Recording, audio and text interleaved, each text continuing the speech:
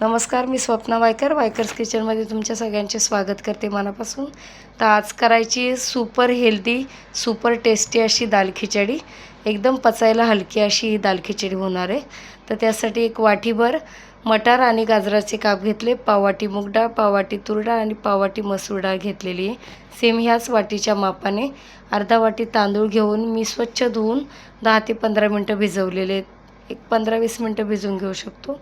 एक छोटा कांदा, एक छोटा टोमॅटो आणि 2 हिरव्या मिरच्या तोडून घेतलेल्या आहेत। तर आता कुकरमध्ये तिन्ही डाळी टाकून घ्यायच्यात, आपल्याला स्वच्छ धुवून घ्यायच्या आहेत। डाळी धुवून घ्यायच्या, त्याच्यामध्ये नंतर जे भिजवलेले तांदूळ आहेत ते तांदूळ टाकून घ्यायचे।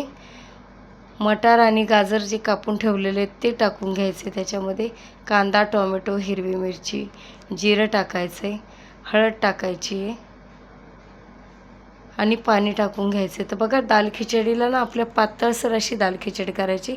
डबल च्या पण जास्त आपल्याला पाणी टाकायचं। मी साधारण 2 ग्लास पाणी टाकले या सगळ्याला। मीठ टाकून घेतले चवीनुसार आणि तेलाची धार जराशी टाकायची, एक पळीभर तेल टाकायचं फक्त आणि व्यवस्थित सगळं मिश्रण हलवून घ्यायचं आहे। आणि मीडियम गॅसवर आपल्याला ना 1 ते 2 शिट्ट्या घ्यायच्यात। बघा, मीडियम गॅसवर 1 शिट्टी झालेली आहे।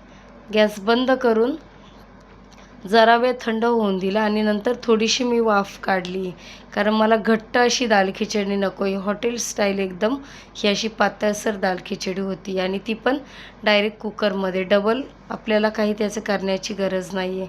तर आता बघा, फोडणी द्यायची आहे। तेलामध्ये मोहरी आणि जिरं टाकून घ्यायचं आहे।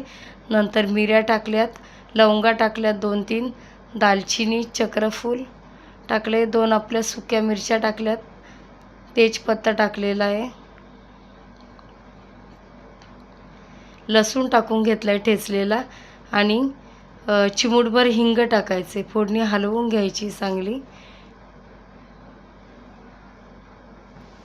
चिमूटभर हिंग टाकायचे आणि फोडणी दाल खिचडीमध्ये टाकून घ्यायची।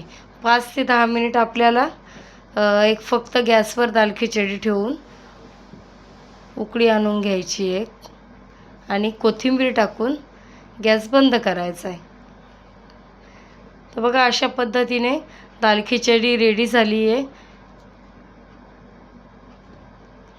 डिशमध्ये सर्व करून घ्यायची आहे, कोथिंबीर टाकायची आहे, तुपाची धार टाकून दाल खिचडी खायला तयार झाली आहे। रेसिपी आवडल्यास लाईक, शेअर, सबस्क्राईब करायला विसरू नका। तुमच्या छान छान कमेंट्स पण करायला विसरू नका। थँक्यू।